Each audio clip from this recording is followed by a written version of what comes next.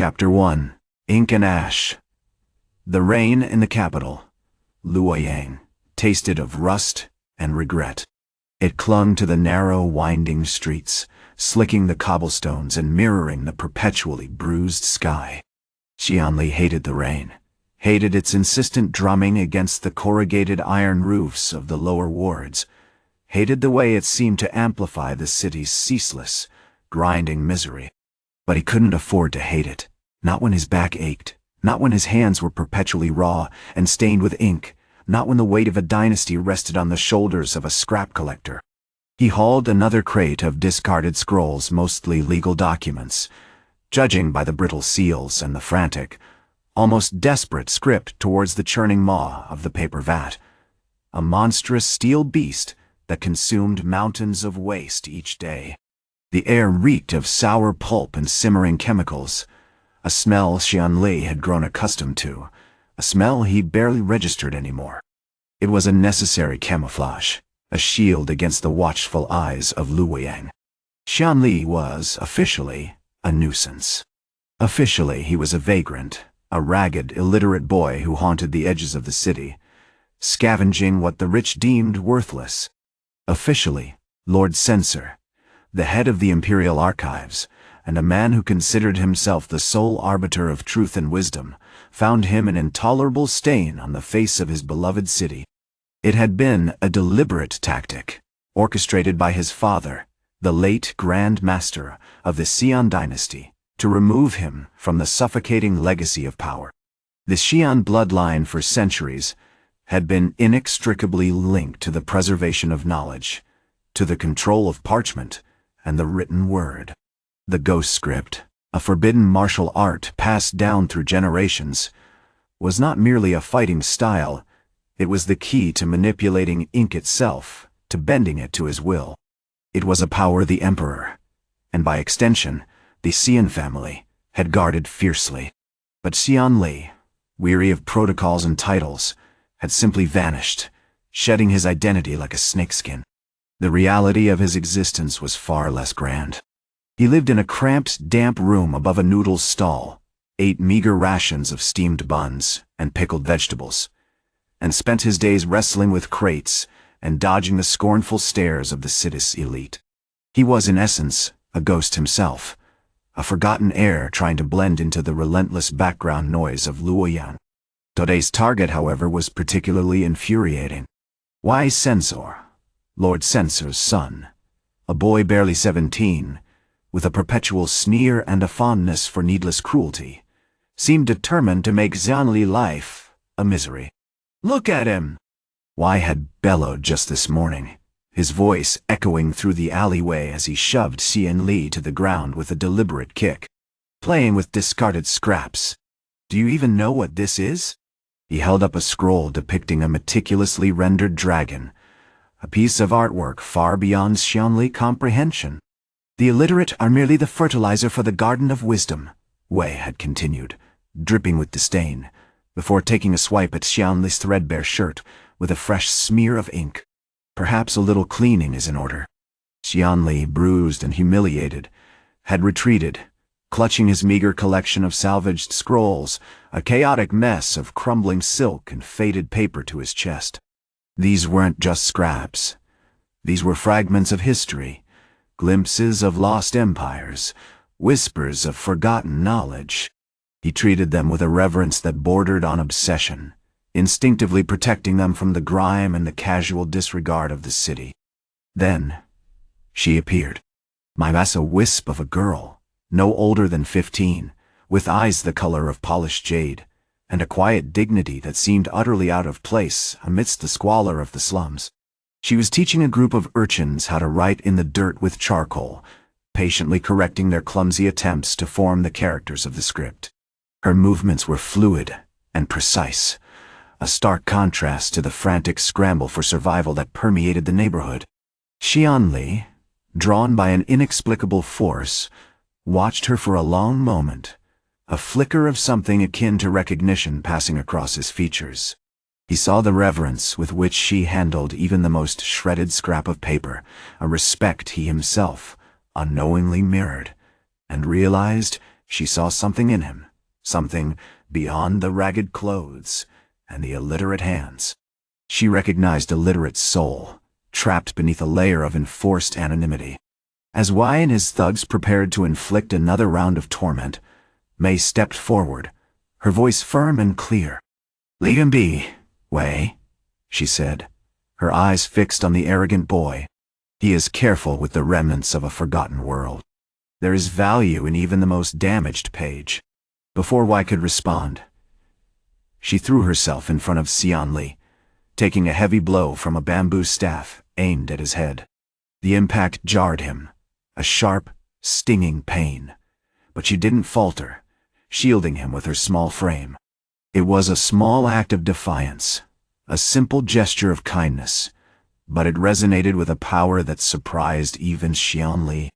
As he helped her to her feet, examining a shallow cut on her arm, he realized the rain wasn't just washing away the grime of Luoyang. It was washing away the carefully constructed walls around his secret, revealing the dormant power that pulsed beneath his skin. The ink-stained brush he reached for, not for his work, but for something far, far more dangerous. Chapter 2. The Ink of Revelation.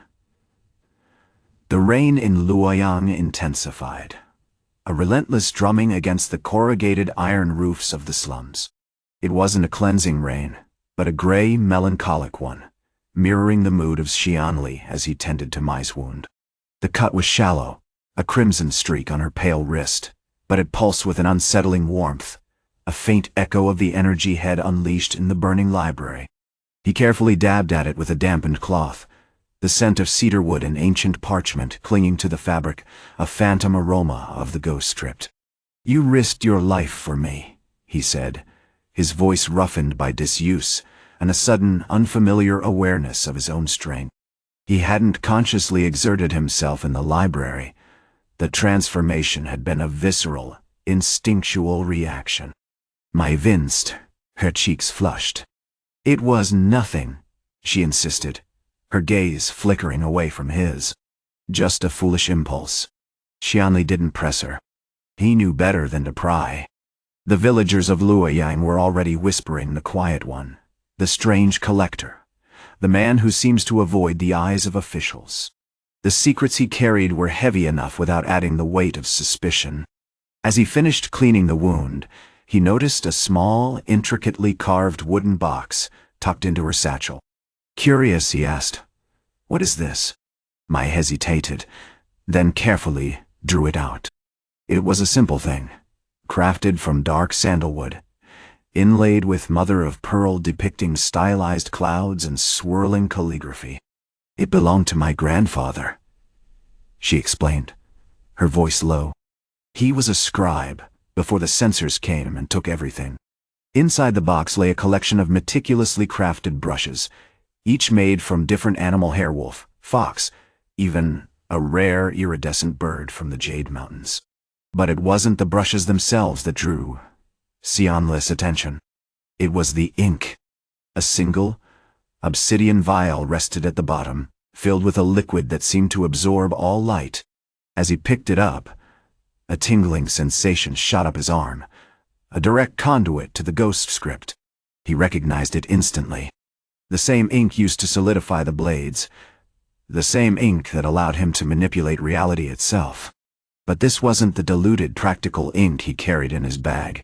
This was pure, unadulterated ghost ink, untouched, brimming with raw power. "Where did you get this?" he asked, his voice a hushed command. Mai's eyes widened in a mixture of fear and understanding. "My grandfather here told me stories. He said the ghost script wasn't meant for warriors, but for shaping reality itself. He hid this ink, believing it would one day fall into the right hands." Suddenly, the room felt charged, the air thick with an unseen energy. Xian-Li realized that Mai hadn't simply protected him, she had subtly guided him, drawn him towards this moment, towards the revelation of his true nature. Her kindness, her understanding had unlocked something within him, like a carefully turned key. Just then, A sharp rap on the door announced the arrival of Wei and his thugs. Wei, predictably, was radiating smugness. Well, well, well. If it isn't the scavenger. Still picking through the refuse of our glorious empire? "I'm collecting what's left," Xian-Li replied, his voice devoid of emotion. He didn't reach for the brush. He didn't even draw his hand to his side. He simply stood, a statue of controlled power, the obsidian ink vial clutched tightly in his hand. Wei, sensing a shift in Xian-Li demeanor, gestured to his men. "Let's see if the useless collector can still distinguish between a genuine scroll and a handful of mud." One of the thugs lunged, wielding a rusty iron bar. Before Wei could issue the command to attack, Xian-Li moved. Not with a practiced martial arts technique, but with an almost impossible fluidity. He didn't block the blow, he rewrote it. The iron bar, mid-swing, shimmered and distorted, twisting into a spiraling coil of black ink that harmlessly wrapped around the thug's arm, binding him to the spot. The thugs gasped, their bravado dissolving into stunned silence. Wei, his face contorted with rage, drew his sword, a gleaming steel blade designed for swift and brutal efficiency. He lunged at Xian-Li, intent on silencing him permanently. But Xian-Li simply raised his hand, and the sword, before it could connect, dissolved into a puddle of ink, spreading across the dusty floor like a miniature, inky storm. The air crackled with energy, and a low, resonant hum filled the room. "You misunderstand," Xian-Li said, his voice amplified by the ghost script, echoing with an authority that commanded absolute obedience. "I don't seek to harm you. I seek to preserve." He focused his gaze on Wei, and with a flick of his wrist, inscribed the boy's memory a vivid, inescapable image of him trapped forever in a vats of mud, his hands stained black, a constant reminder of his arrogance and cruelty. The revelation stunned Wei and his thugs who, paralyzed by fear, instinctively retreated. Xian-Li turned to Mei, a strange, almost paternal expression on his face. "The game has changed," he said, offering her the obsidian vial. "This is not a weapon of destruction, but a tool of creation. And I believe, with your guidance, we can reshape not just this city, but the very fabric of our empire." Chapter 3. The Ink of Truth. The aftermath of the night of the burning library was a swirling chaos of panicked scholars, bewildered guards, and the acrid smell of burnt parchment. The imperial examiners, a squad of stern-faced men in immaculate jade robes, descended upon the scene with unnerving speed, their presence radiating an authority that silenced even the loudest accusations. Grand Chancellor Zhao, Xian-Li's grandfather, a man who had spent his entire life steeped in the rigid traditions of the Xian dynasty, knelt before the examiners, his face a mask of shame and disbelief. The air hung thick with the implications: the censor's embezzlement, the deliberate destruction of the archives, and the horrifying, almost supernatural, demonstration of power displayed by the seemingly insignificant scrap collector. Xian-Li, now formally acknowledged as the heir to the Great House of Xian, presided over the proceedings with an unsettling calm. He didn't offer explanations, didn't defend his actions. He simply stated, with an unwavering voice, that he had acted to safeguard the empire's history and to punish those who sought to corrupt it.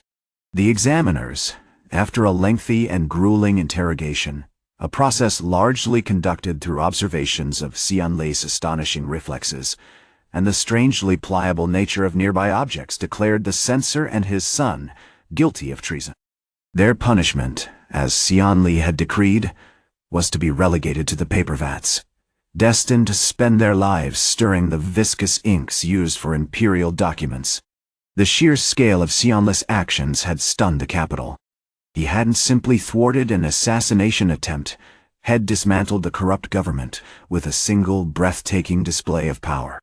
The whispers began immediately. Tales of the sovereign of the word, a phantom warrior whose abilities defied understanding. Amidst the burgeoning rumors, Mei found herself summoned to the rebuilt imperial archives, a magnificent structure built entirely of polished obsidian, a stark contrast to the charred remains of the old library. She was greeted by Chancellor Zhao, who, despite his initial shock and humiliation, regarded her with a guarded curiosity. He had heard the reports of the scrap collector, who had rewritten eyesore, of the frozen fire, of the obsidian chains. "Miss Mei," he said, his voice unusually gentle, "your skills are remarkable. You possess a deep understanding of the written word, a reverence for knowledge that is sadly lacking in many of our scholars. I believe you could be instrumental in rebuilding what was lost." He then presented her with a small, intricately carved box made of jade. Inside lay a single vial, filled with a viscous, shimmering liquid, the ink of Genesis, as it was called. It was a byproduct of the ghost script, a concentrated essence of solidified thought and kinetic energy. "This," he explained, "is a tool for creation, for preservation. It allows one to manipulate the very essence of matter, to shape and mold it to one's will. You, Miss Mei, would be its custodian."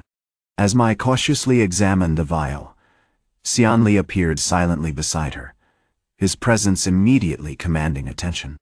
"The ink of Genesis is not a weapon, Miss Mei," he said, his voice quiet but resonant.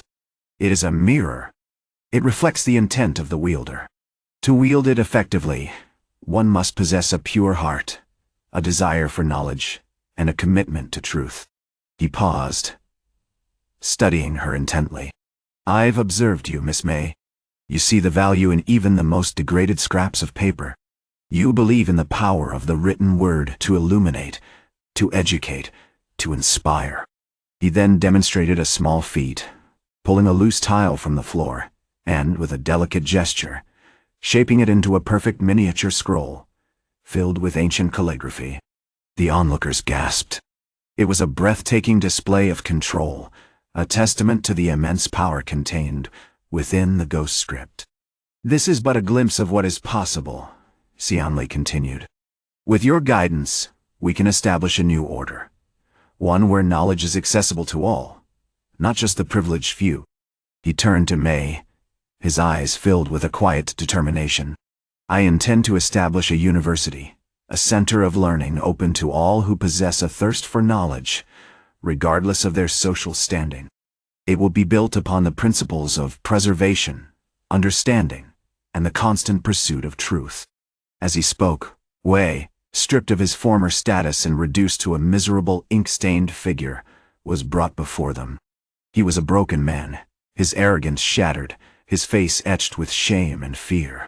He pleaded for mercy, but Xian-Li simply pointed to the vats, and the guards began the process of transporting him to his new, humiliating existence.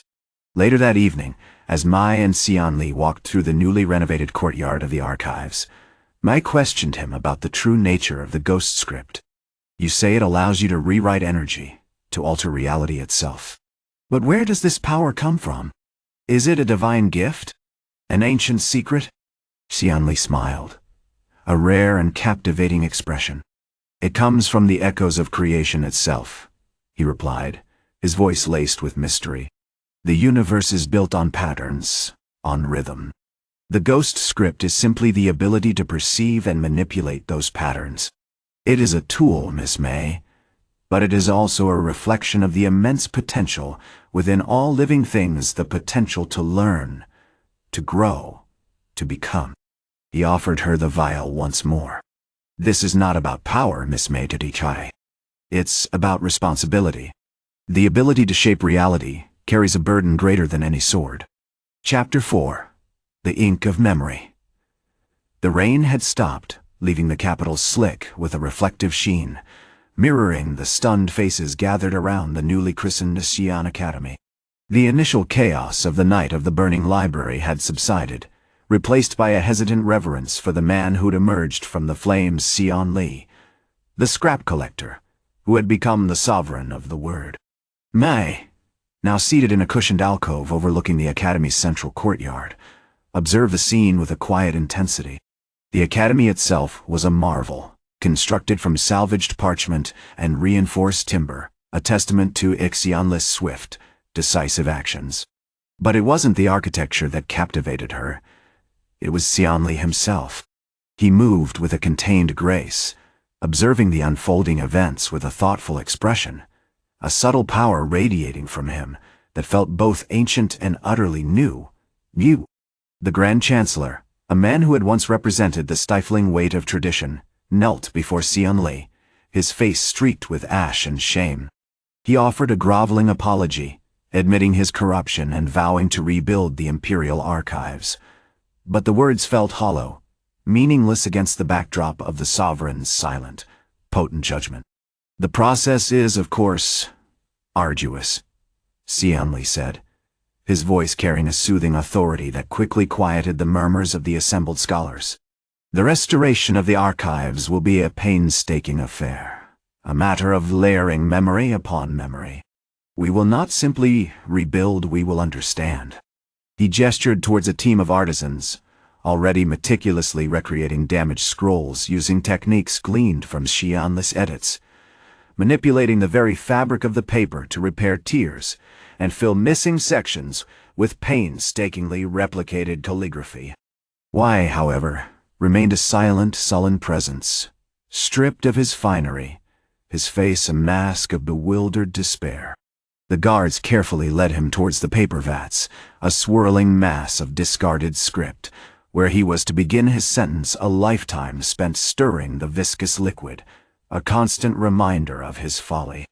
As he passed the newly erected fountain, a small, intricately carved basin filled with shimmering, dark ink, May found herself instinctively reaching out, her fingers hovering above the surface. Xian-Li, noticing her movement, placed a hand lightly on her arm. "Do not interfere, Miss May," he cautioned, his eyes holding a profound sadness.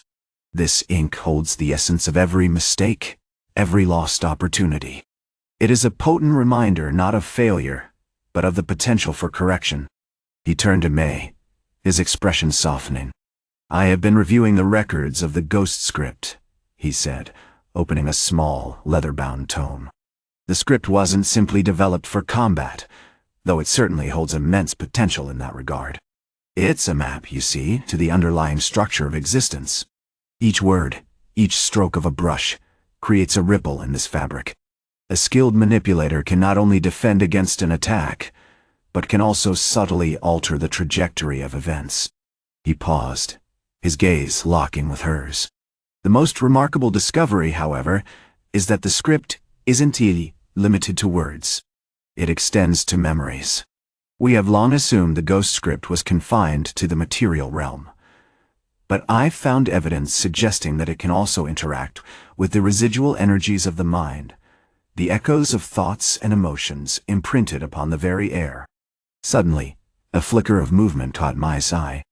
A young boy, one of the children she'd been teaching in the slums, was standing near the fountain, staring intently at the dark ink.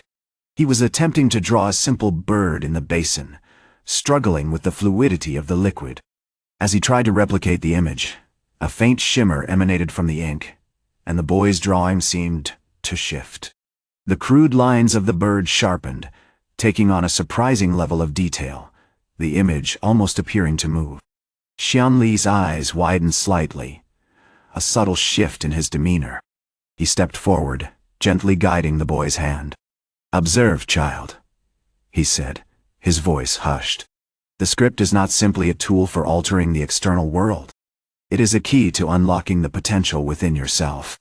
The act of creation itself is a form of manipulation, a shaping of energy, a manifestation of intent."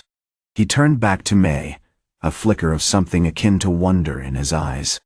"It is terrifying, isn't it?" he murmured, almost to himself. "To realize that reality is not a fixed entity, but a fluid, malleable substance, shaped by the very act of perception."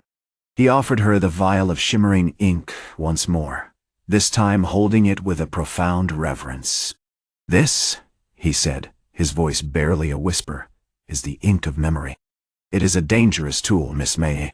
But in the right hands, it can rewrite not just the fate of empires, but the very course of human understanding. Chapter 5. The Weight of a Word. The Heir. In the grand library, newly built and shimmering with polished jade and the scent of aged parchment, was thick with the astonished murmurs of scholars. Mai, now formally installed as High Librarian, surveyed her domain with a burgeoning sense of responsibility, the weight of her unprecedented position pressing upon her. Xian-Li, radiating an almost unsettling stillness, observed her with an intensity that made her slightly uncomfortable. Had spent the last week meticulously reorganizing the archives, not with the hurried efficiency of a newly appointed administrator, but with the deliberate, almost meditative movements of someone acutely aware of the delicate balance of things. The events of the night of the burning library still echoed in the minds of the capital. The spectacle of the sovereign of the word, emerging from the flames to dismantle Lord Censor's corruption with mere ink, had not just saved Mai's life, it had fundamentally altered the structure of the empire. Whispers of the ghost script, previously dismissed as a dangerous heretical legend, were now the subject of intense scholarly debate. The imperial examiners, a brutal and efficient investigative force dispatched from the emperor's court, were meticulously documenting every detail, eager to understand the mechanics of Xian-Li ability. "You are learning quickly, Miss May," Xian-Li observed, his voice carrying a quiet authority that commanded attention. "The manipulation of script isn't simply about control, it's about understanding the underlying principles that govern all creation." He gestured towards a large scroll, depicting the constellations, painstakingly rendered in shimmering, almost luminescent ink. The stars themselves are formed through the convergence of energy, the alignment of forces. Each stroke, each character, is a reflection of that cosmic dance. Mai, accustomed to the practical concerns of her former life, the careful preservation of fragile texts, the careful teaching of children, struggled to grasp the full implications of his words. "Botho?" she asked, her brow furrowed. "How can ink do this?" Xian-Li didn't elaborate on the ghost script's origins, nor did he fully explain the mechanics of his ability. He offered tantalizing glimpses, demonstrating how a single stroke could reinforce a crumbling wall, or subtly alter the trajectory of a falling object. He called it resonating with the flow of qi, a concept rooted in ancient Taoist philosophy, but one that felt undeniably different, imbued with a power far exceeding anything Shed ever encountered. As he worked, a small crowd of eager scholars had gathered, observing him with a mixture of awe and suspicion. Among them was Master Zhao, a renowned calligrapher and a former advisor to the Grand Chancellor. He approached Xian-Li, his face etched with a wary respect. "Sovereign," he said, bowing deeply, "your demonstrations are remarkable. But I must confess, I struggle to reconcile this power with the established principles of calligraphy. We strive for harmony, for balance. Your approach, it seems to actively disrupt the natural order." Xian-Li paused, considering Master Zhao's words. "Harmony can be achieved through disruption," he replied, his gaze drifting to the intricate patterns of a silk tapestry hanging in the corner. "Sometimes, the most stable structures are built upon the foundations of chaos. The act of writing is not merely about replicating an image, it is about imposing a desired reality."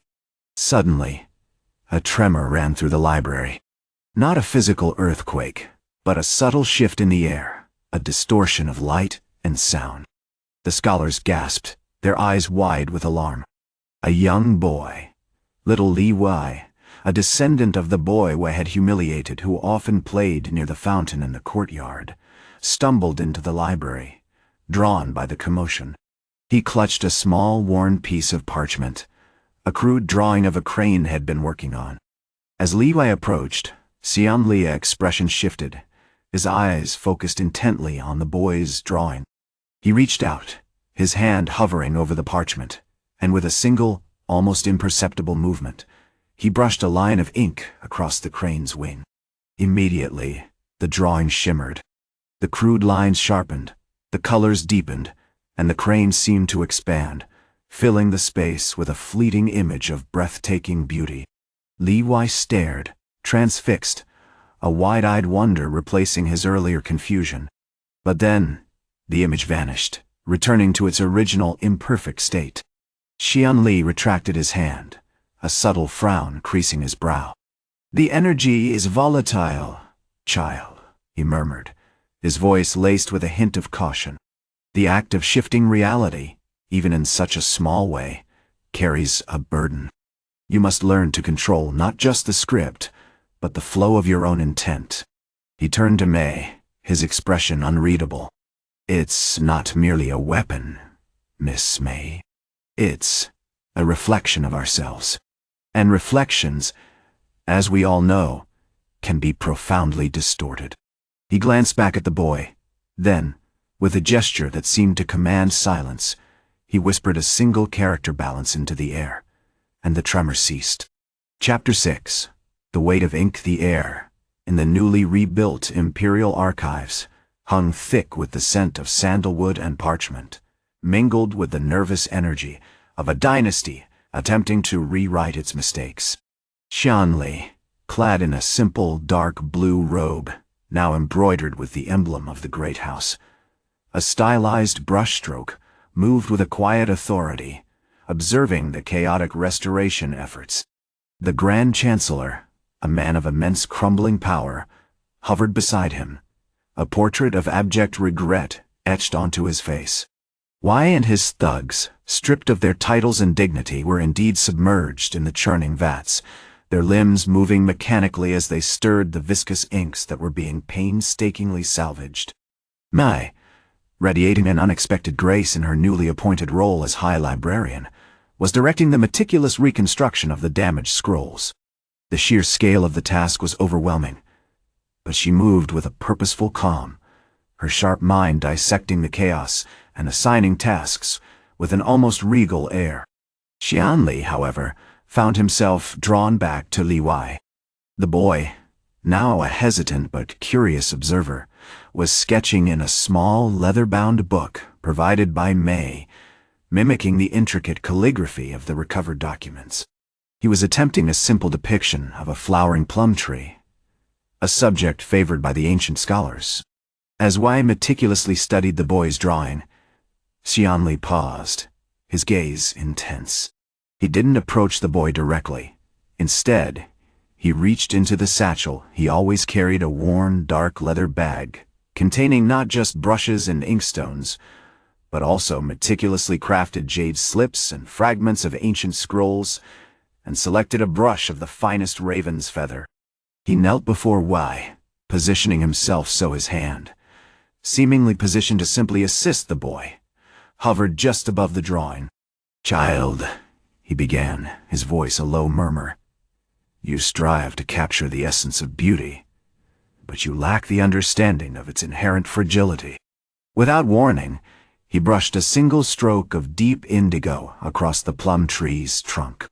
The effect was immediate and startling. The crude lines of the drawing shimmered again, but this time it was different.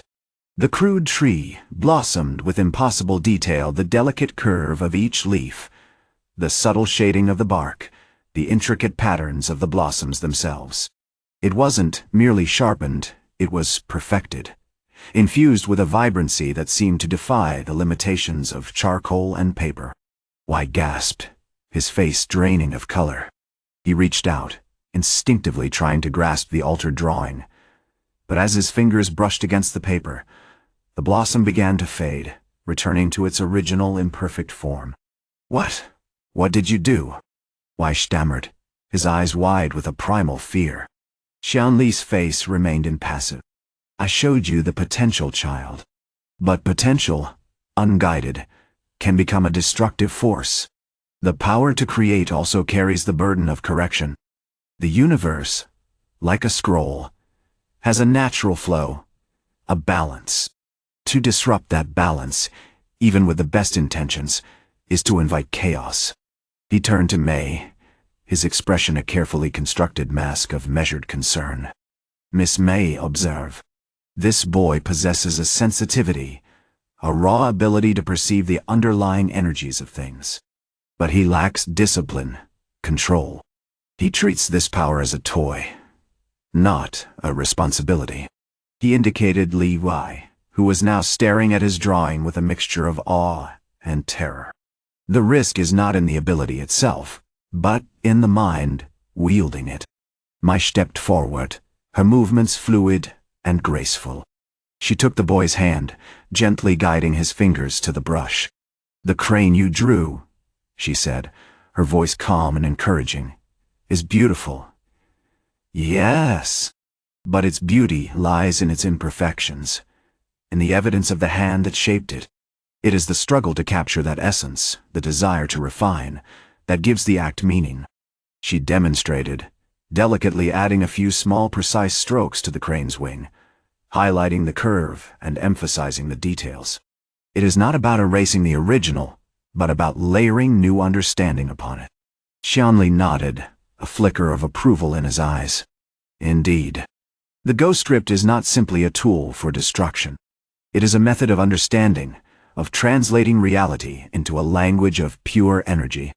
It demands respect, patience, and above all, a profound awareness of the consequences of one's actions. He then turned his attention back to the Grand Chancellor, who was watching the proceedings with a palpable sense of unease. "Grand Chancellor, you speak of repentance.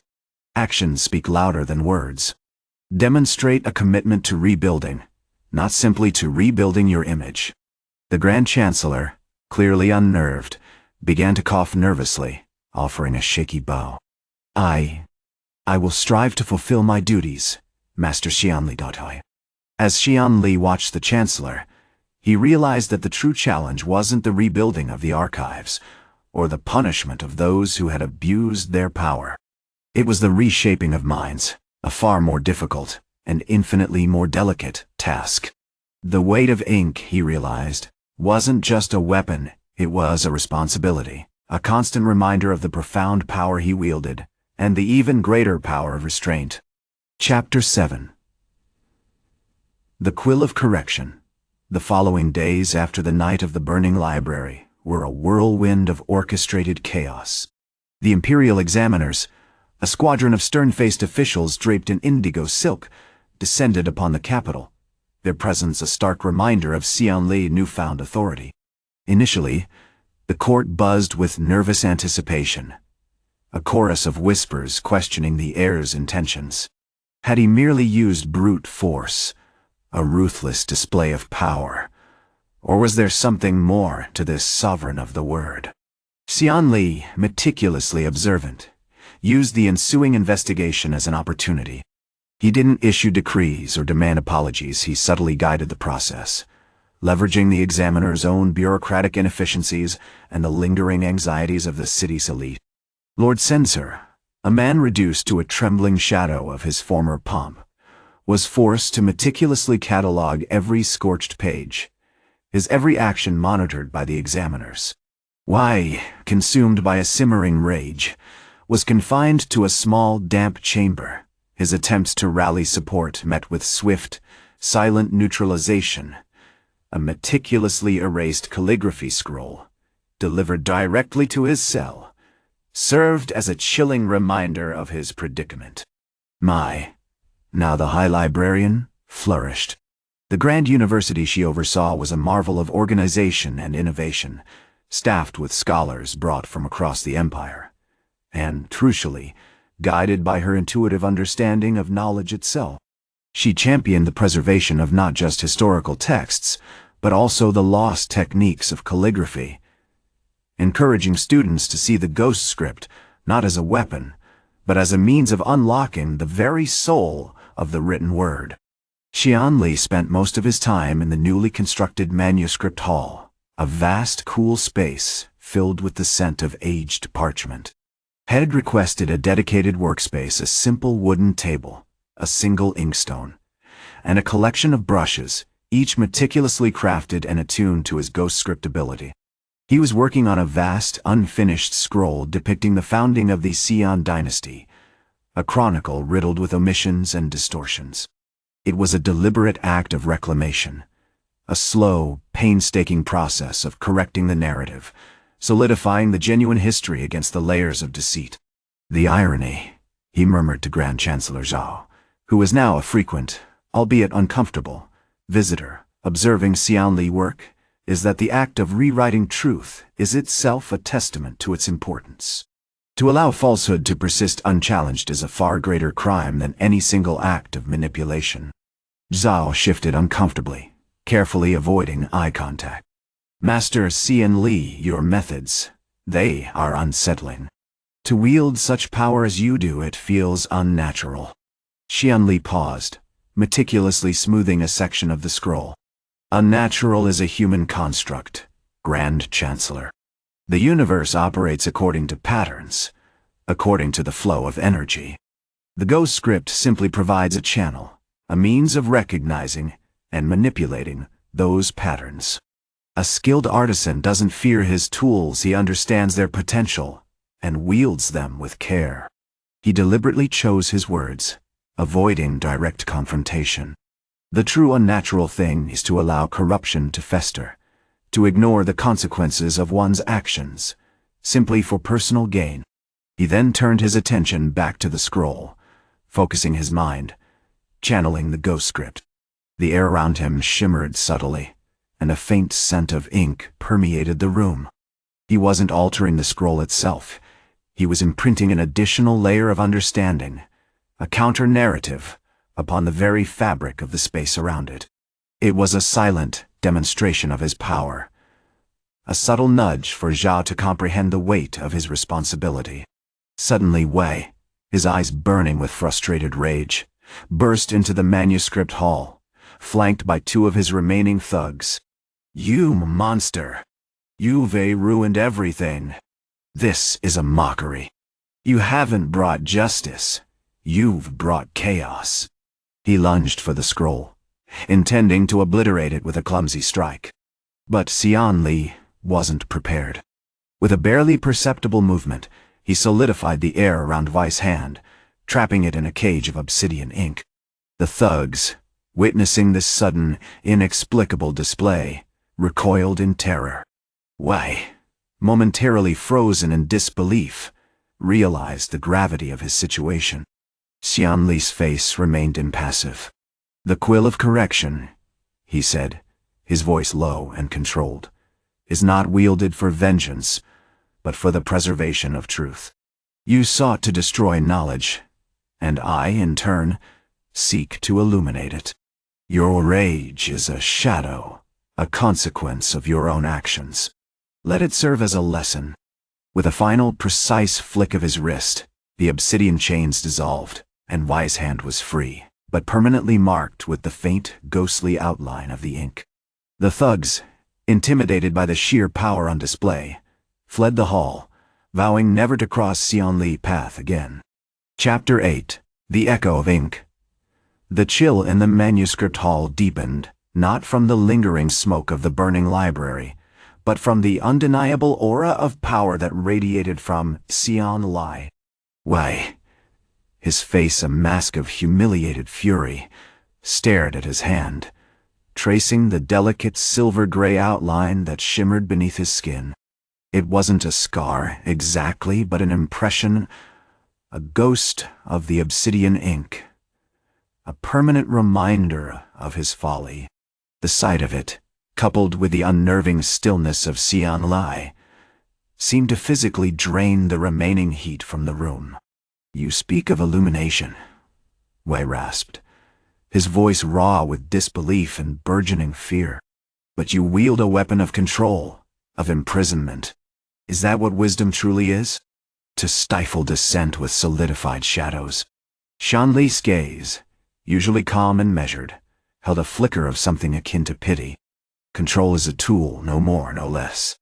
It is the application of that tool that determines its worth. You sought to erase the past, to rewrite it to suit your ambitions. I merely stabilize the present, allowing a clearer reflection of your actions to emerge. He gestured towards the scroll, now meticulously restored to its former glory, the charred edges carefully re-inked with a light, almost ethereal shade. The truth, Lord Censor, is often messy. It requires careful handling, not a crude act of destruction. The incident with Wei, witnessed by a handful of shocked scholars and the remaining, trembling members of the Censor's guard, had sent ripples throughout the city. Whispers spread like wildfire, rumors of a hidden warrior, a sovereign of the word, capable of manipulating the very essence of existence with a simple brushstroke. Some dismissed it as the fevered imaginings of a distraught scholar, while others, particularly the more perceptive ones, recognized a profound shift in the balance of power. Meanwhile, Mei, who had been silently observing the scene from a corner, approached Xian-Li with a hesitant grace. Her face, usually alight with warmth and curiosity, was etched with concern. You truly possess this ability?" she asked, her voice barely a whisper. Xian-Li regarded her with a gentle smile.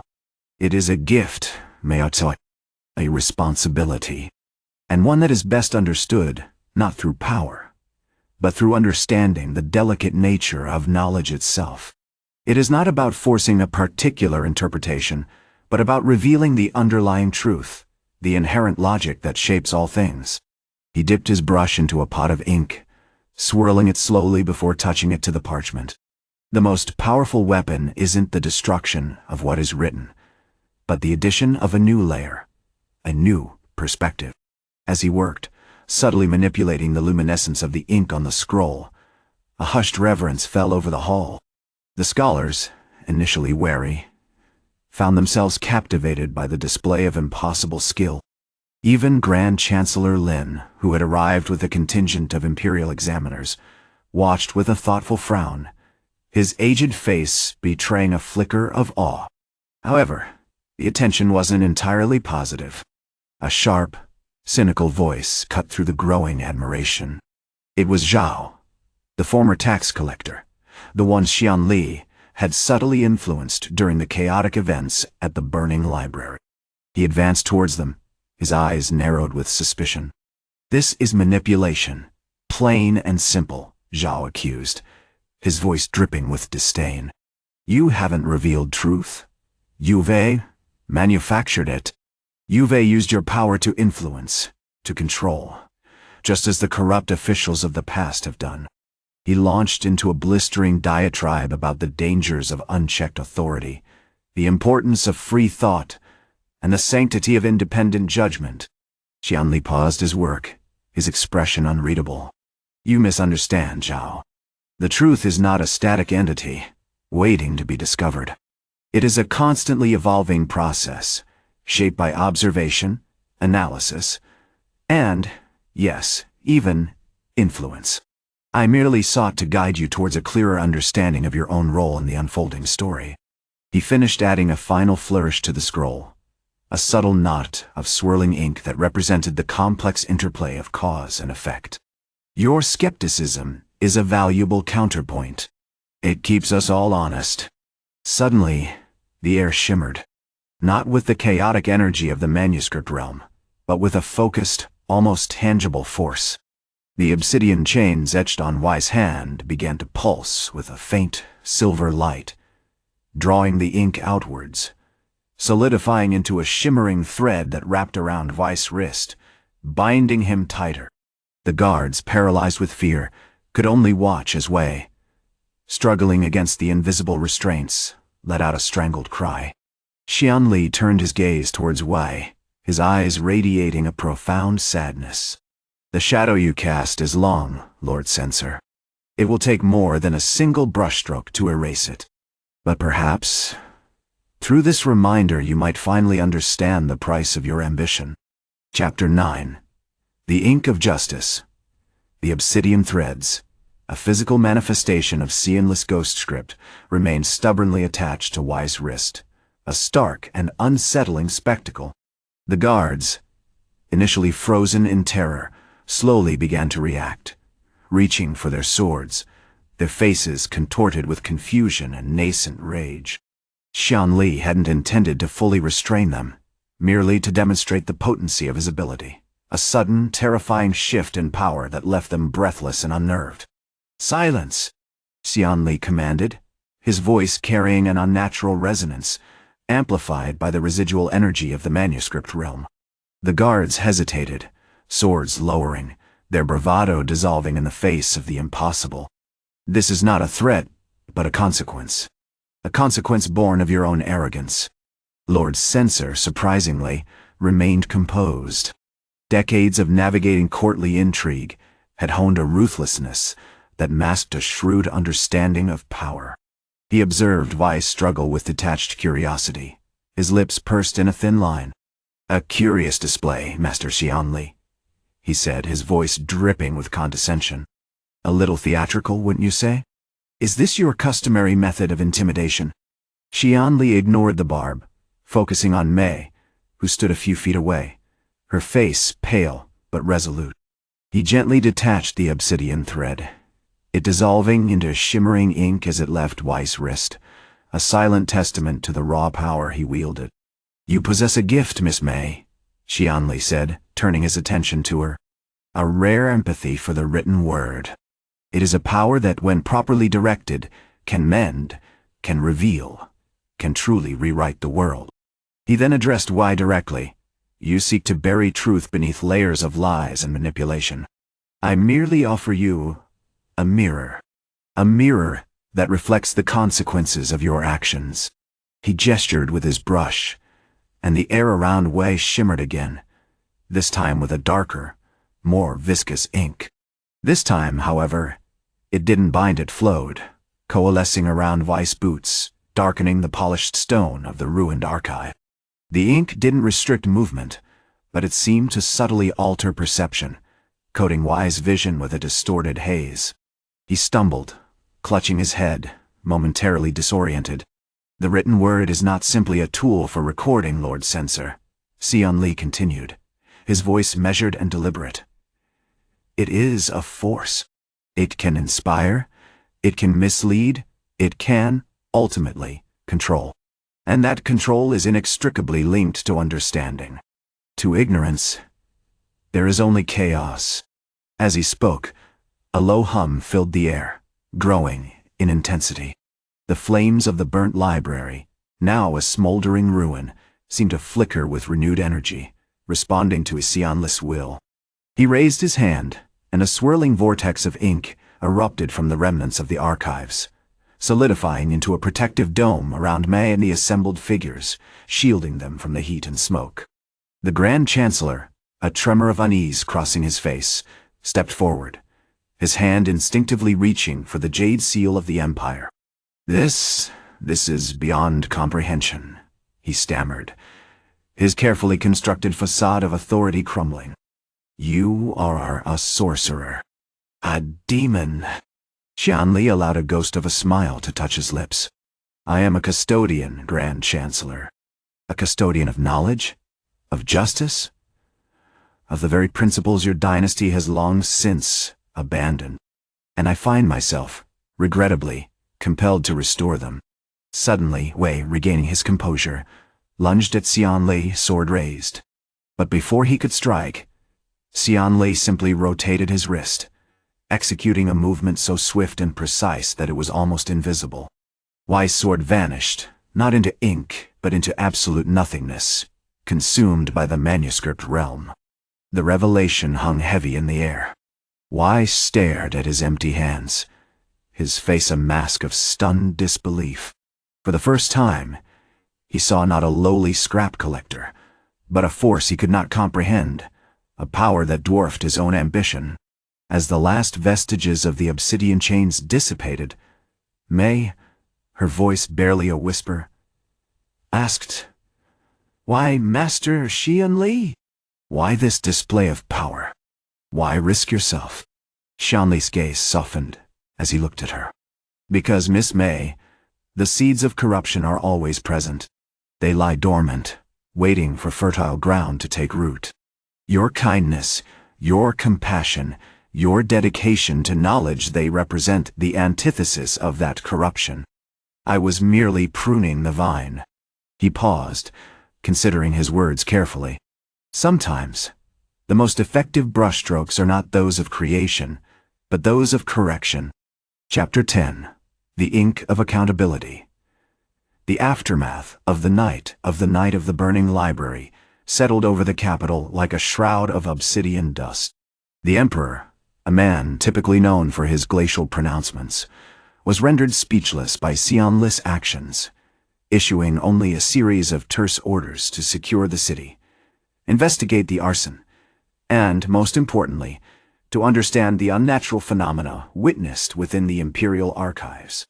Lord Censor, once a pillar of authority, was a trembling wreck, his face perpetually slick with nervous sweat, his pronouncements reduced to frantic apologies and futile attempts to reassert control. Why, consumed by a burning rage and a terrifying realization of his own vulnerability, was confined to the palace, a prisoner in his own arrogance. Xian-Li, meanwhile, had become a legend whispered in hushed tones.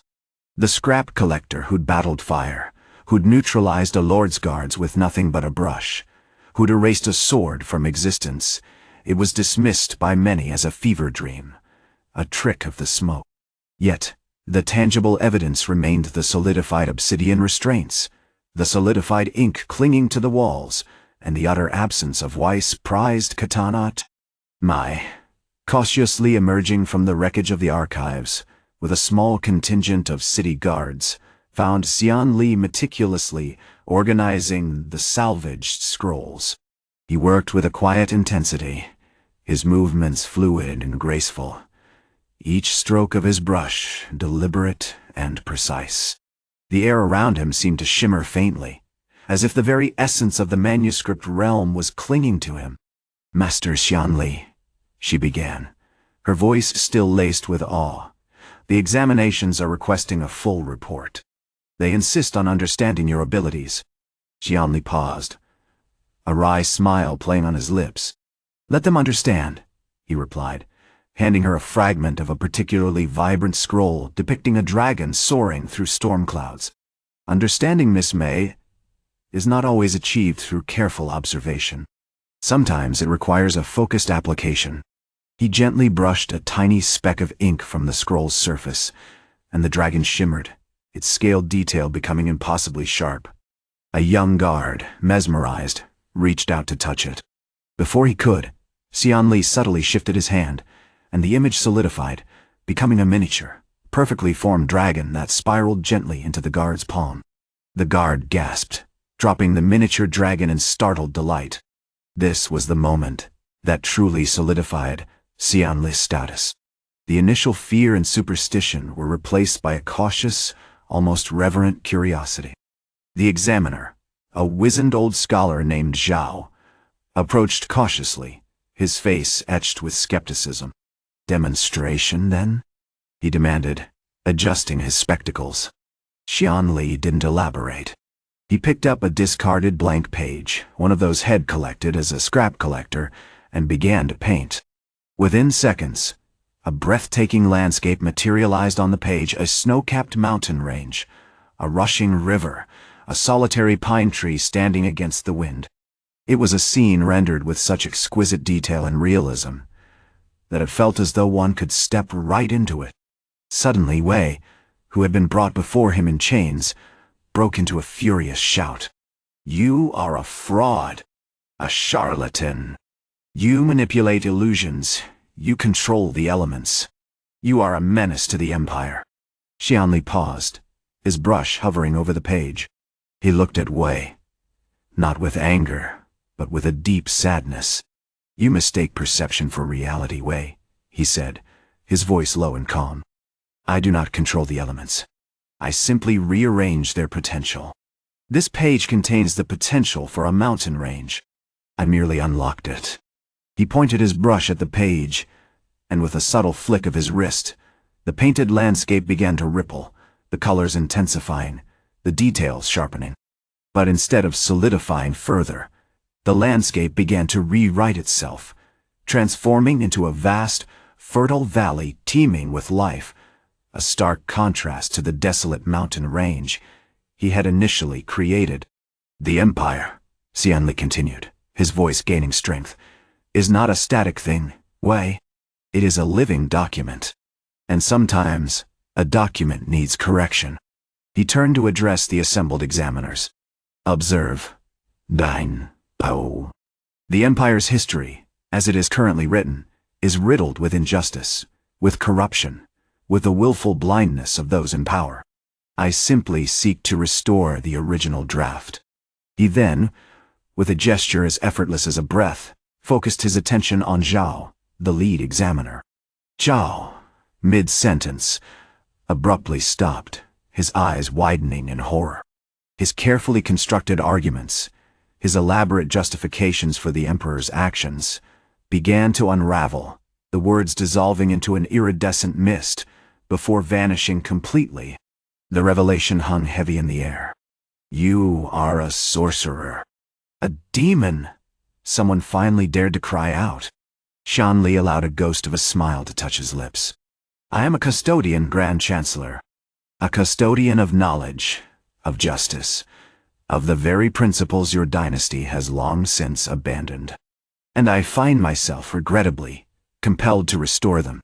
Suddenly, Wei, regaining his composure, lunged at Xian-Li, sword raised. But before he could strike, Xian-Li simply rotated his wrist, executing a movement so swift and precise that it was almost invisible. Wei's sword vanished, not into ink, but into absolute nothingness, consumed by the manuscript realm. The revelation hung heavy in the air. Wei stared at his empty hands, his face a mask of stunned disbelief. For the first time, he saw not a lowly scrap collector, but a force he could not comprehend, a power that dwarfed his own ambition. Chapter 11. The Echo of Erasure. The air in the imperial court still shimmered with residual energy, the faint scent of ozone clinging to the richly embroidered robes of the assembled examiners. The room, normally a hive of hushed deliberation, was now a cauldron of bewildered murmurs and nervous glances. Lord Censor, his face a sickly shade of gray, sat slumped in a chair, repeatedly dabbing at his forehead with a silk handkerchief, a tangible representation of his shattered authority. Wei, pale and visibly shaken, remained frozen, his hand hovering near the empty hilt of his sword, a haunted expression replacing his arrogant sneer. Xian-Li stood calmly amidst the chaos, a deceptively simple figure in a patched-up tunic head acquired from a traveling merchant, a deliberate choice, he realized, to further obscure his true power. He hadn't overtly flaunted the manuscript realm, hadn't needed to. The sight of Wei's utterly vanished blade, the dissolving arguments of Zhao, the sheer bewilderment etched onto the faces of the most seasoned officials, spoke volumes. It is a curious talent, Grand Chancellor Li, Xian-Li grandfather, finally broke the silence, his voice a low rumble filled with a mixture of apprehension and a grudging respect. The ghost script, a legend whispered amongst certain scholarly families. It seems the legend was, in fact, quite literal. He glanced at Xian-Li, his gaze piercing. You possess a profound understanding of the flow of information, of the very fabric of recorded history. It's unsettling. Xian-Li nodded slowly.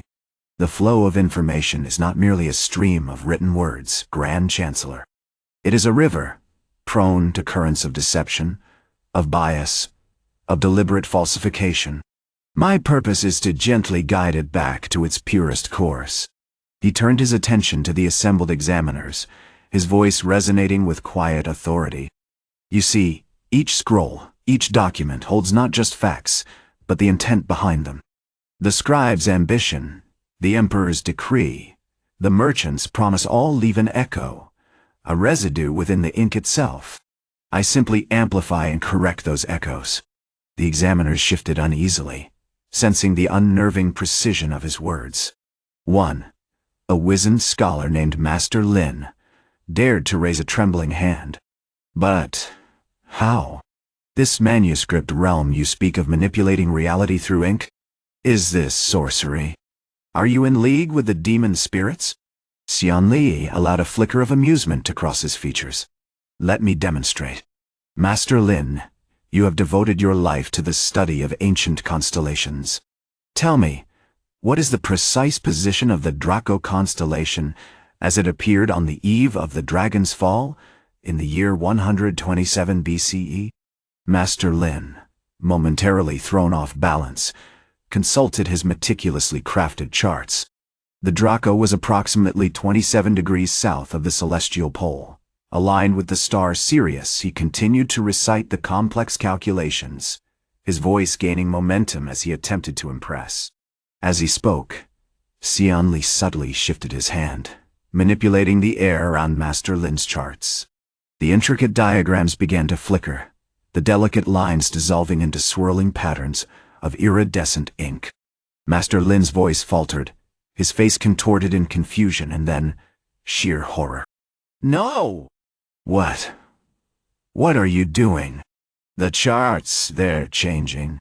He desperately tried to regain control, but the ink was already rewriting the stars, shifting the constellations on the charts with an unnerving accuracy. Finally, he collapsed into a breathless heap, clutching his charts as if they were burning. The room erupted in panicked shouts. The lead examiner, Zhao, rushed forward, attempting to seize Xian-Li, but the scholar froze, his hand paralyzed with terror. Xian-Li calmly stepped towards him, a single smooth motion of his hand rewriting Zhao's carefully crafted arguments, erasing the justifications for the emperor's actions, dismantling his meticulously constructed arguments with a brutal, silent efficiency. "It's not about destruction," Xian-Li said, his voice carrying a quiet resonance. "It's about truth. The truth often lies buried beneath layers of lies. I simply expose it." He then turned his attention to Wei, who was still frozen in stunned disbelief. "You believed you could control me, scrap collector?" Xian-Li's voice held a hint of sadness. "You sought to use my power to advance your ambitions. But power, like ink, is fleeting. It can be erased, redirected, or simply consumed." With another effortless gesture, Weiss' remaining hand, clenched into a fist, vanished completely, leaving behind only a lingering trace of inky residue. The silence returned, heavier this time, punctuated only by the distant drumming of rain against the palace walls. Mai, who had been silently observing from the shadows, stepped forward. "The parchment," she said, her voice soft but firm, "is only a vessel. It is the intent within that matters. You've shown us the potential for both immense beauty and devastating corruption within the written word. Now, let us learn to wield that knowledge with wisdom." Xian-Li nodded, his gaze fixed on Mei. He knew, in that moment, that his journey had only just begun. The destruction of the burning library was but the first stroke of a brush, and he intended to paint a new era onto the canvas of the empire, one carefully crafted word at a time. Chapter 12. The Cartography of Correction. The rain continued its relentless drumming, a steady rhythm accompanying the chaos that had erupted in the heart of the capital. The stench of burnt paper and ash still clung to the air, a grim reminder of the night of the burning library. But the immediate threat of the censor's men was contained, their arrogance replaced with a stunned, bewildered silence.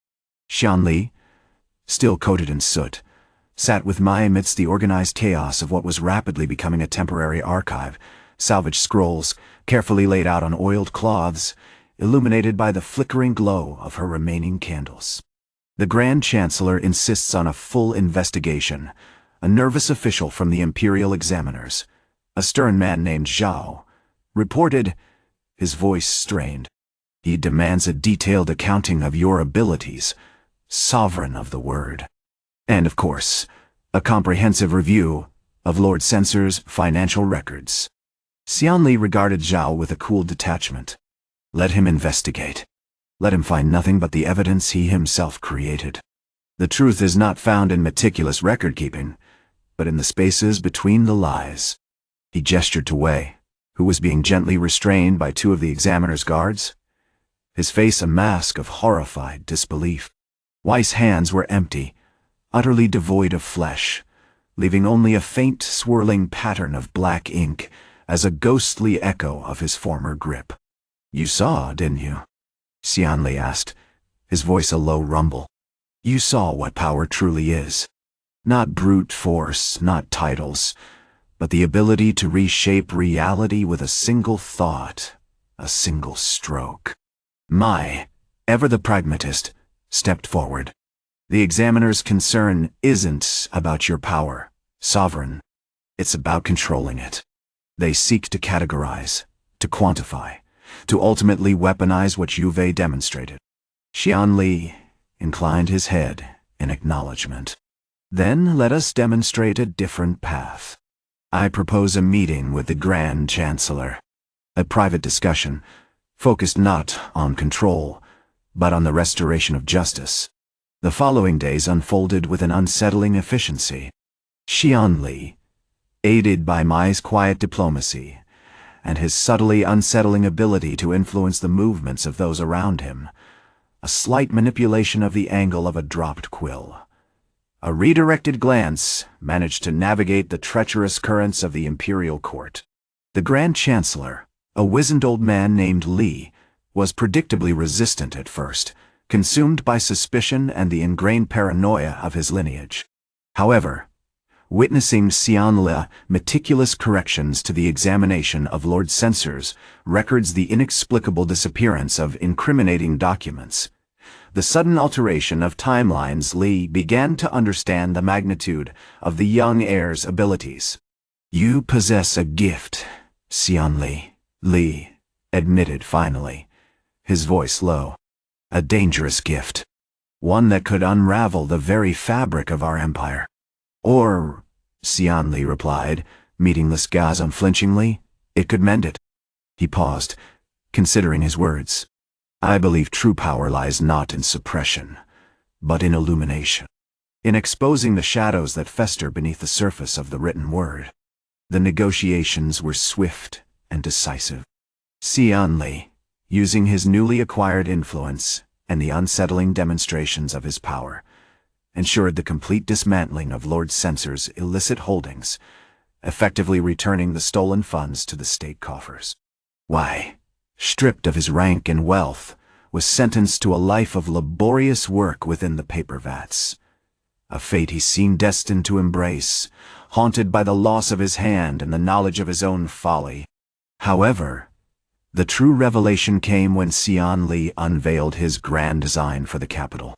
Utilizing his ability to manipulate the flow of knowledge, literally solidifying information into physical forms, he began to rebuild the imperial archives, not as a repository of controlled narratives, but as a vast interactive library accessible to all.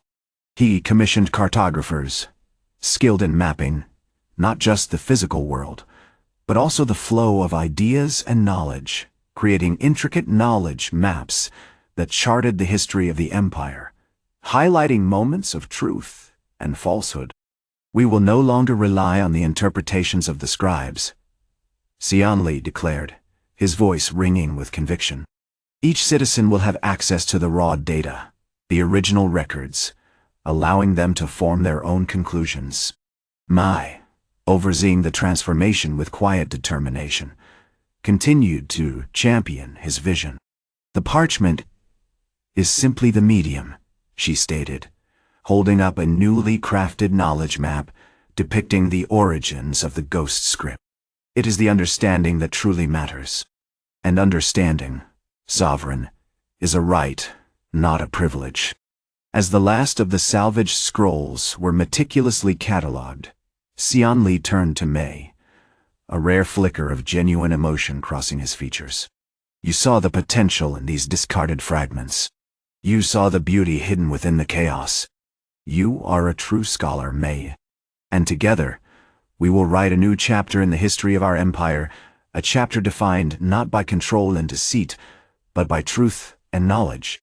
Chapter 13. The Ink of Justice. The scent of burnt paper still clung to the air, a grim reminder of the night of the burning library. Yet, amidst the ash and the stunned silence, the transformation Xian-Li had initiated was palpable. The Grand Chancellor's chambers, once a stifling mausoleum of formality, now pulsed with the quiet industry of cartographers and archivists, meticulously cataloging recovered scrolls under Mai's watchful eye. The city, too, was subtly shifting. The usual sneering contempt from Lord Censor's men was replaced with a wary respect, a grudging acknowledgement that they had been outmatched by a man who seemed to command the very essence of written words. Why, however, remained a simmering ember of resentment, confined to a damp cell within the rebuilt archives, a hulking shadow perpetually haunted by the dissolving feel of his once powerful sword. He spent his days attempting to carve crude symbols into the stone walls, a futile effort to reclaim the mastery he had lost, a desperate attempt to prove he wasn't a simple fool. Xian-Li, clad in simple, newly woven gray robes, moved with a quiet efficiency, his presence a calming force amidst the chaos. He spent the majority of his time observing Mei, studying her meticulous methods, and engaging in philosophical debates about the nature of knowledge and its accessibility. The change in him was remarkable. The weary reluctance that had characterized his years in disguise was gone, replaced by a focused intensity, a sense of purpose that radiated from him like the heat of a carefully controlled brushstroke. "The people crave certainty, Mei," he said one evening, as they reviewed a particularly complex knowledge map charting the rise and fall of the previous dynasties. "They seek to understand the past to avoid repeating its errors. But true understanding doesn't come from accepting a single, sanctioned interpretation. It comes from the raw data, from examining the evidence directly." Mai nodded, her fingers tracing the intricate lines of the map. "And what if the evidence contradicts the established narrative? What then, Sovereign?" Xian-Li paused, considering her question. "Then we rewrite it," he said, a ghost of a smile playing on his lips. "The knowledge itself is fluid, Mei.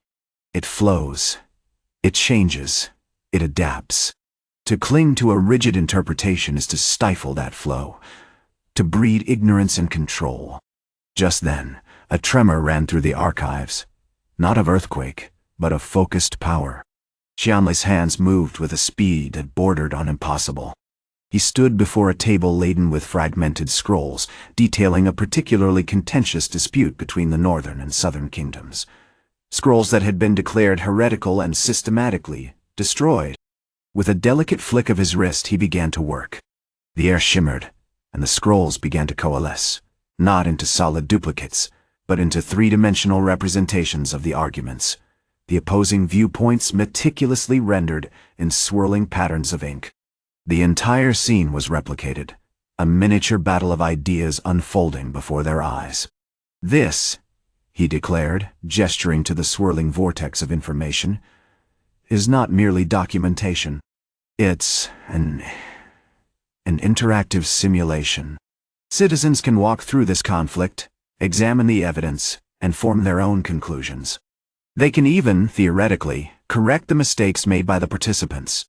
The sight of this sudden display of power, this almost supernatural manipulation of reality, drew the attention of the Grand Chancellor, who had been observing from a distance. He rushed forward, his face a mask of bewildered disapproval. "What sorcery is this, Xian-Li?" he demanded, his voice shaking. Xian-Li ignored him, focusing his attention on a young scholar who had been hesitantly approaching. He subtly guided the scholar's hand, encouraging him to explore the simulation, to question the assumptions embedded within it. A flicker of comprehension dawned in the scholar's eyes. Suddenly, a piercing shriek cut through the air. Why, driven mad by weeks of confinement, had broken free from his cell. He charged towards Xian-Li, wielding a crude, sharpened piece of slate, a pathetic imitation of a weapon. Xian-Li didn't react with force. Instead, he stepped aside, and with a single swift movement, he edited Weiss' assault, freezing the slate mid-swing, solidifying the force into a shimmering barrier that deflected the blow harmlessly. He then used the same technique to render the very ground beneath Weiss' feet unstable, causing him to stumble and fall heavily. As Wei lay stunned on the floor, Mei stepped forward, her expression unreadable. "Let the truth be your guide, Wei," she said softly, her voice carrying an unexpected weight. And perhaps, in time, you will understand the value of a single, well-written word. Xian-Li turned to her, his eyes filled with a warmth that seemed entirely new. You have a remarkable gift, May, he said, reaching out to take her hand. You see the world not as it is presented to us, but as it could be. Chapter 14. Ink and Echoes. The aftermath of the night of the burning library hung heavy in the air, thick with the acrid scent of charred paper and the stunned disbelief of the imperial court. Grand Chancellor Zhao, a man who'd spent a lifetime meticulously sculpting the narrative of the Xian dynasty, knelt in the heart of the ravaged archives, his face ashen, his silk robes stained with ash. The spectacle the sovereign of the word dismantling a conspiracy with the simple act of writing had shattered the bedrock of their understanding. Xian-Li, clad in simple, travel-worn linen, stood amidst the chaos, observing the scene with a quiet intensity. He hadn't sought glory, hadn't even intended to reveal his full power. The destruction of the archives, the desperate plight of May, had simply triggered a response he hadn't consciously cultivated. The ghost script wasn't a weapon to wield, it was a reaction. A necessary correction to a corrupted reality. What sorcery is this, Xian-Li? Lord Censor demanded, his voice a strained rasp, flanked by a contingent of bewildered imperial guards. You claim to control the very essence of words? This is blasphemy. Xian-Li ignored him, focusing his attention on a young scholar, Lin, who had cautiously approached, clutching a partially charred scroll. E-L-1 T re and gravel re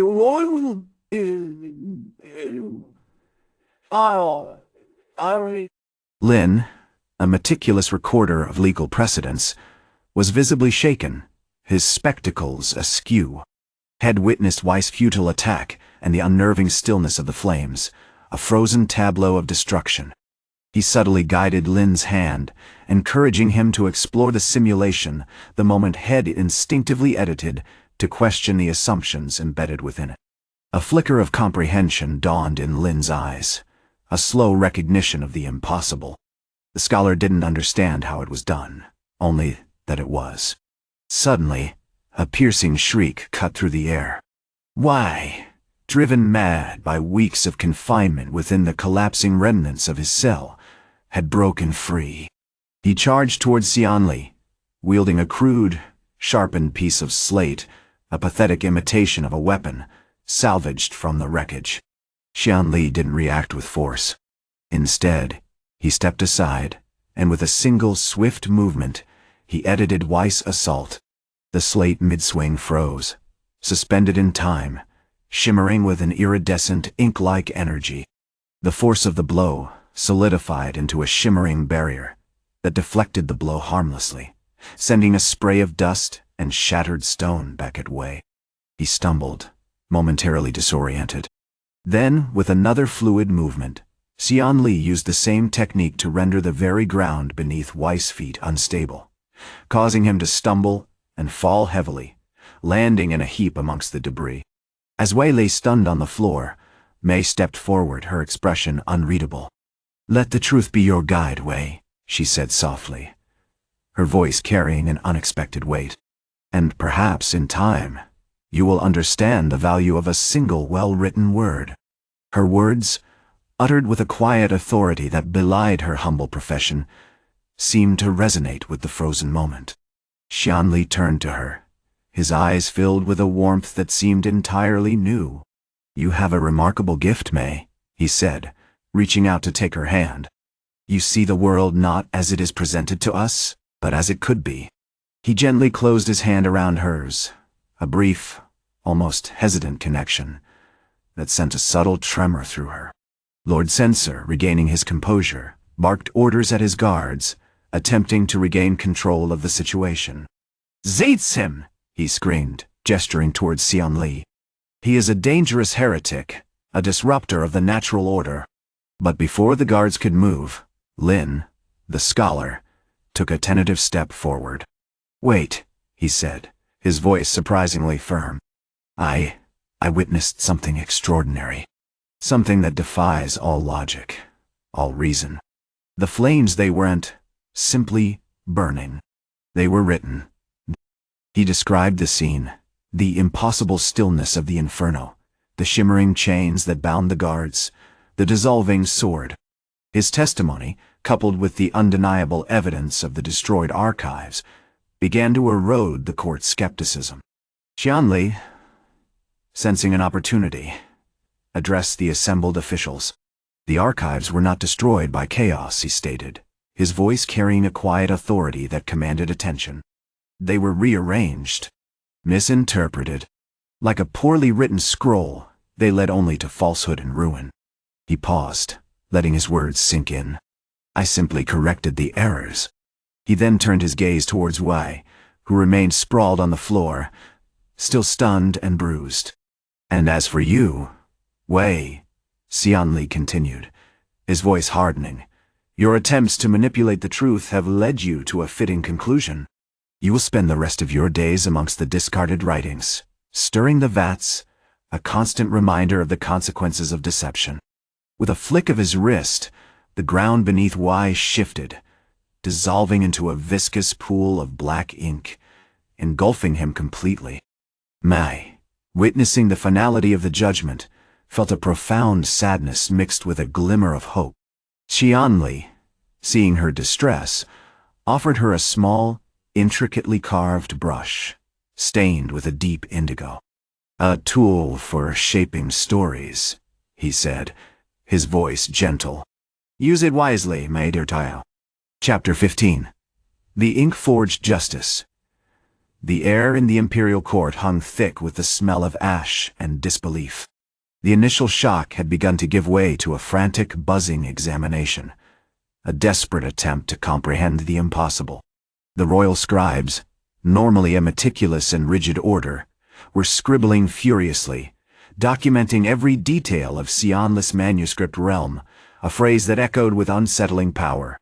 Grand Chancellor Zhao, Xian-Li grandfather, remained a statue of grief and bewildered pride, clutching a single, scorched-page fragment of the Book of Celestial Harmonies, a testament to the sheer magnitude of what Xian-Li had accomplished. Xian-Li, meanwhile, moved with a quiet, almost unsettling grace amidst the chaos. He hadn't sought the attention, hadn't desired accolades. He simply had rectified a terrible injustice, and the consequences, as always, were unfolding around him. He observed the nervous fidgeting of the imperial examiners, their faces pale beneath the flickering candlelight, and the rising murmur of suspicion amongst the lesser officials. The ghost script, one particularly agitated examiner, a lean man named Lin, finally sputtered. It defies all understanding. To manipulate reality through writing its blasphemy. Xian-Li offered a small, almost sad smile. Reality, my friend, is merely a collection of stories waiting to be told. And sometimes, a story needs a gentle hand to rewrite its ending. He subtly adjusted the brush head gifted May, running his thumb over its smooth, cool surface. Just then May entered the chamber, summoned by the Chancellor. She carried herself with a quiet dignity that belied her humble origins. Her eyes, usually bright with the spark of learning, were clouded with a mixture of awe and apprehension.